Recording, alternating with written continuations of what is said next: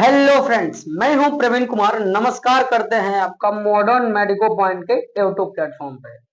Friends, आज का हमारा टॉपिक है डिसमेनोरिया। हम लोग मेंस्ट्रुअल साइकिल से रिलेटेड एबनॉर्मलिटीज के बारे में स्टडी कर रहे हैं, जिसमें इससे पहले वाला जो वीडियो था उसमें हम लोग एबनोरिया के रिगार्डिंग स्टडी किया था, और आज की क्लास में हम लोग करेंगे डिसमेनोरिया क्या होता है। ठीक है ना। आज की क्लास में हम लोग क्या स्टडी करेंगे कि डिसमेनोरिया क्या होता है, इसके साइन और सिम्टम्स क्या होते हैं, और इसके मैनेजमेंट के बारे में भी चर्चा करेंगे। देखिए, अगर मेंस्ट्रुअल साइकिल के दौरान यानी कि पीरियड्स के दौरान अगर पेन की सेंसेशन हो रही है, यानी कि पेन फील हो रहा है, it means that's known as dysmenorrhoea. ठीक है ना। अगर पीरियड्स के दौरान पेन हो रहा है तो इसे हम लोग क्या कहते हैं, डिसमेनोरिया कहते हैं। यहाँ पे स्पष्ट लिखा हुआ है कि painful menstrual cycle is known as dysmenorrhoea. Pain को हम लोग डिसमेनोरिया नहीं कहते हैं। ठीक है ना। अगर पेन के साथ मेंस्ट्रुअल साइकिल आ रही है, उसे हम लोग क्या कहते हैं, डिसमेनोरिया। यानी ऐसी कंडीशन को क्या कहते हैं, डिसमेनोरिया कहते हैं। ठीक है ना। इसके दो टाइप होते हैं। ठीक है। डिसमेनोरिया के कितने टाइप होते हैं, दो टाइप होते हैं। एक तो होता है प्राइमरी डिसमेनोरिया, और सेकेंड होता है और सेकेंडरी डिसमेनोरिया। ठीक है। प्राइमरी डिसमेनोरिया और सेकेंडरी डिसमेनोरिया। अब हम चर्चा करेंगे कि प्राइमरी डिसमेनोरिया क्या होता है। तो आइए चलते हैं अगली स्लाइड में और देखते हैं कि प्राइमरी डिसमेनोरिया क्या होता है। देखिए, प्राइमरी डिसमेनोरिया, ठीक है ना, pain with menstrual cycle without any pelvic pathology. ठीक है। कहने का मतलब इसका ये है कि अगर मेंस्ट्रुअल साइकिल के दौरान पेन हो रही है, ठीक है ना, पेन हो रही है, और उसकी वजह जो है, उसकी जो कारण है, कोई पैल्विक पैथोलॉजी ना हो। ठीक है ना, कोई पैल्विक पैथोलॉजी ना हो।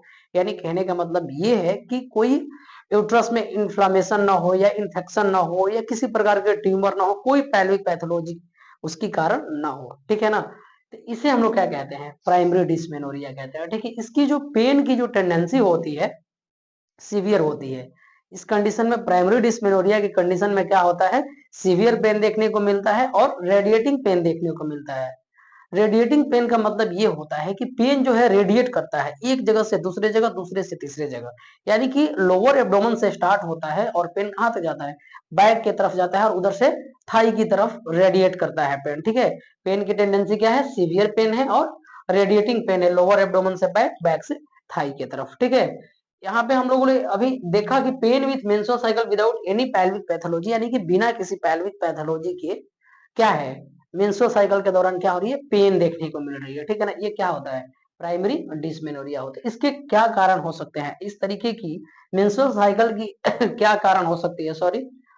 देखिए, मेंस्ट्रुअल साइकिल की बात करें कि मेंस्ट्रुअल प्राइमरी जो डिसमेनोरिया है, इसमें अगर पेन हो रही है, ठीक है ना, इस कंडीशन में जो पेन होती है, इसके कारण ये होता है, इसके कारण क्या होता है। देखिए, नॉर्मल जो मैकेनिज्म होती है मेंस्ट्रुअल साइकिल में, ब्लीडिंग की जो नॉर्मल मैकेनिज्म होती है, क्या होती है, यूट्राइन कॉन्ट्रैक्शन के द्वारा क्या होता है, ब्लीडिंग एक्सपेल आउट होती है। ब्लड क्या होता है, एक्सपेल आउट होता है यूट्राइन कॉन्ट्रैक्शन के द्वारा। यूट्राइन कॉन्ट्रैक्शन के लिए कौन कौन से हॉर्मोन्स जो होते हैं रिस्पॉन्सिबल होते हैं, तो एक तो होता है प्रोस्टाग्लैंडिन और एक होता है ऑक्सीटोसिन। ठीक है। यहाँ पे हमने लिख रखा है ऑक्सीटोसिन और प्रोस्टाग्लैंडिन। ठीक है। दो हार्मोन होते हैं जो कि यूट्रस में कॉन्ट्रैक्शन के लिए रिस्पॉन्सिबल होते हैं ड्यूरिंग द मेंस्ट्रुअल साइकिल। जब देखिए पूरे महीने क्या होता है, ब्लड यूट्रस में एक्यूमुलेट होता है, और क्या होता है, ब्लीडिंग फेज के दौरान यूट्रस में कॉन्ट्रैक्शन क्रिएट होता है, और उसके बाद क्या होता है, उसकी वजह से ब्लड जो होता है वजाइने से बाहर एक्सपेल आउट होता है, मतलब वजाइने के थ्रू क्या होता है, एक्सपेल आउट होता है। ठीक है। तो उस समय जो यूट्रस में कॉन्ट्रैक्शन होती है जो हार्मोन्स के द्वारा, वो क्या होता है, उसकी वो उस हार्मोन्स की जो सिक्रेशन होती है, वो थोड़ा तेज हो, मतलब ज्यादा हो जाती है। ठीक है ना। जिसकी वजह से क्या होता है, पावरफुल यूटेराइन कॉन्ट्रैक्शन देखने को मिलता है, और वो क्या करता है, पेन को कॉज करता है। पावरफुल यूटेराइन कॉन्ट्रैक्शन क्या करता है, पेन को कॉज करता है। तो ये रहा हमारी प्राइमरी डिस्मेनोरिया का मैकेनिज्म। ठीक है ना। इसमें मैनेजमेंट की हम लोग बात करें, पहले हम लोग देख लेते हैं कि pain in primary dysmenorrhoea due to excessive prostaglandin and oxytocin then make powerful uterine contraction and severe pain occurs. ठीक है।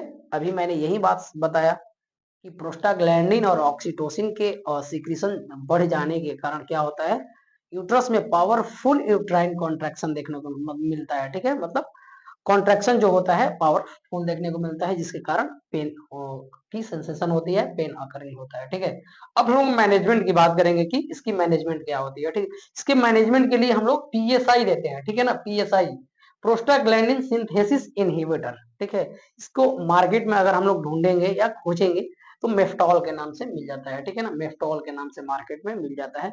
मैंने ठीक वही बात लिखा है कि मार्केट में मेफ्टॉल के नाम से मिलता है। ठीक है, चलिए आइए चलते हैं अगले स्लाइड में और देखते हैं कि सेकेंडरी डिस्मेनोरिया क्या होता है।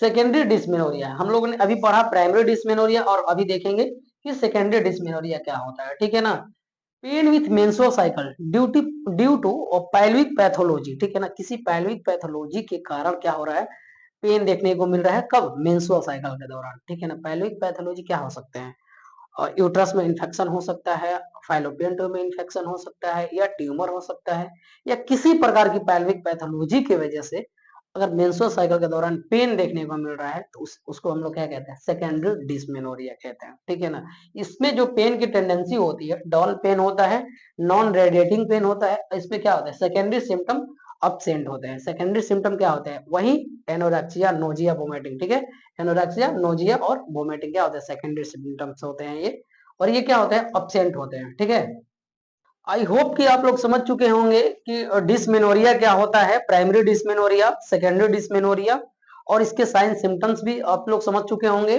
और मैनेजमेंट क्या होता है। आज की हमारी क्लास यहीं तक रही, मिलते हैं आपसे एक नए टॉपिक के साथ अगले वीडियो में, तब तक के लिए धन्यवाद।